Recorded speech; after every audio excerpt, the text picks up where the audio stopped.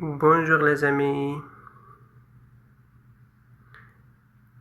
qu'est-ce que j'ai fait aujourd'hui? امروز چیکار کردم؟ C'était samedi aujourd'hui. امروز شنبه بود. Un jour férié. یک روز تعطیلی. Je suis levé tôt. من سرخیز هستم یا زود از خواب بلند میشم. Je me réveille à 5h30 du matin tous les jours.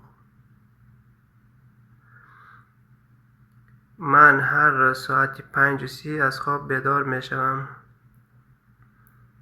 Mais aujourd'hui c'était la première fois que je me suis levé à 10h. اما امروز برای اولین بار ساعت 10 بلند شدم. Quand j'ai tiré les rideaux, وقتی پرده ها را باز کردم. J'ai vu qu'il neigeait et il faisait nuageux. دیدم که برف باریده و هوا ابری است. Et je n'aime pas quand il neige et le temps est gris.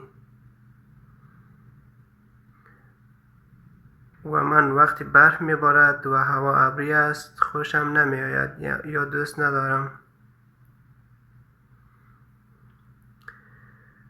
Je commence à avoir le cafard.